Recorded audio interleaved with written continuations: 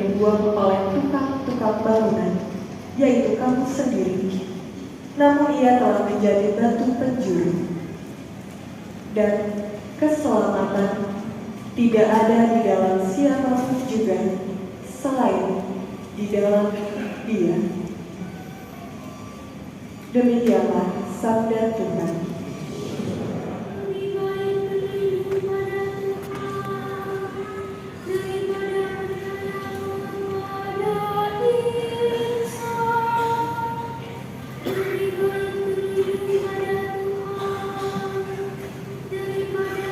Dunia tidak mengenal kita, sebab dunia tidak mengenal Allah. Saudara-saudaraku terkasih, sekarang kita adalah anak-anak Allah, tetapi belum nyata bagaimana keadaan kita kelak. Akan tetapi kita tahu bahwa apabila Kristus menyatakan dirinya, kita akan menjadi sama seperti Dia, sebab kita akan melihat Dia dalam keadaannya yang sebenarnya. Demikianlah sabda Tuhan.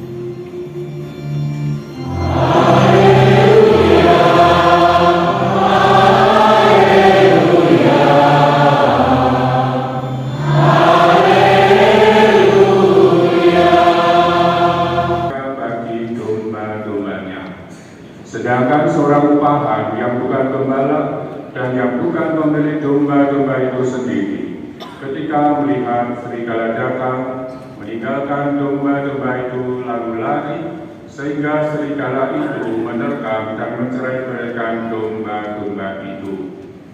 Dia lari karena ia seorang upahan dan tidak memperhatikan domba-domba itu. Akulah gembala yang baik. Aku mengenal domba-dombaku, dan domba-dombaku mengenal aku. Sama seperti Bapa mengenal aku, dan aku mengenal Dalam susah. Ya. Selamat pagi, Suster. Namanya Suster. Saya ingin menyampaikan beberapa hal, karena kalau bicara tentang panggilan itu bisa kemana-mana. Yang pertama yang ingin saya sampaikan adalah bahwa panggilan menjadi imam biarawan-biarawati itu adalah rahmat. Itu datang dari Tuhan. Maka kita sebagai umat itu akan lebih banyak untuk memohon rahmat itu. Dan juga bukan suatu prestasi dari dirinya sendiri. Juga tidak bisa orang memaksakan diri menjadi romo, menjadi buder atau Kristen. Tidak bisa. Maka saudara-saudari yang terkasih di dalam Tuhan, untuk dapat betul-betul memastikan apakah memang dipanggil atau tidak, itu membutuhkan suatu proses. Maka tidak sedikit orang yang berproses untuk masuk seminari, entah seminari menengah atau seminari tinggi. Ada yang tetap terus, ada yang tidak.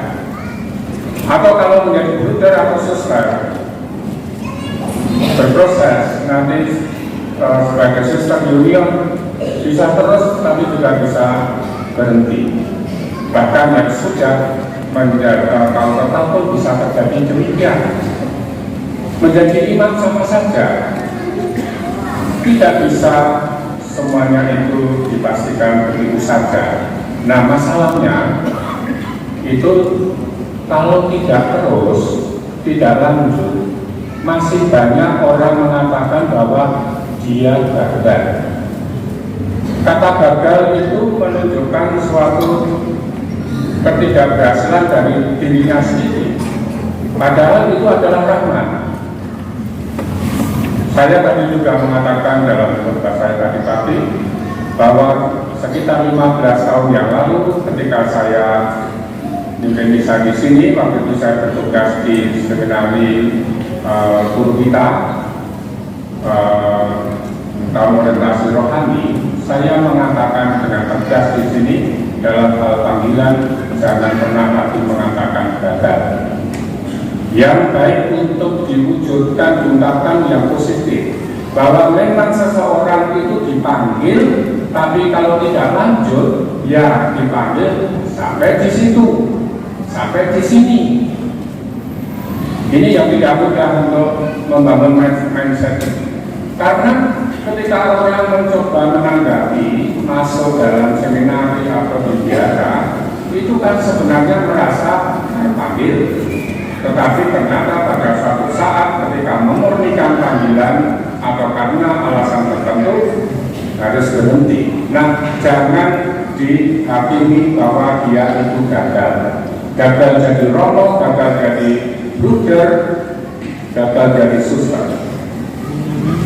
Ungkapan yang mestinya kita hidupi adalah bahwa ia sudah mencoba menanggapi panggilan, tetapi hanya sampai di situ. Karena apa? Karena mereka yang tidak melanjutkan itu pada saatnya juga akan tetap bisa berkarya untuk gereja, menjadi rasul-rasul apa? Kecuali mungkin ada satu dua yang kurang ajar, itu namanya oknum. Ada, itu selalu ada. Nah, tetapi yang jelas, mari kita hargai juga mereka yang sudah mencoba, baik di senar menengah, senar tinggi, atau sebagai biarawan-biarawati. Kalau memang tidak lanjut, kita hargai bahwa dia sudah mencoba.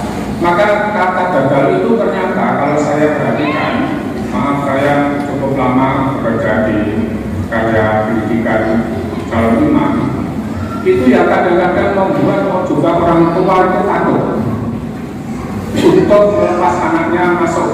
Takutnya apa? Saya takut kalau gagal. Itu hambatannya.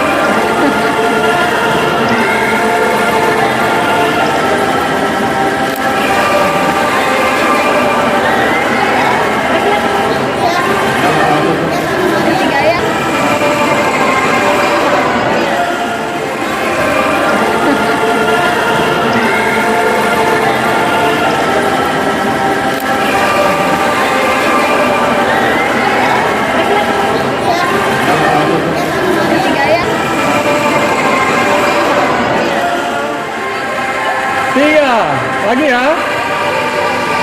1, 2, 3. Sekali lagi ya, sekali lagi. Lagi ya. Senyumnya mana? 1, 2, 3. Lagi 1, 2, 3.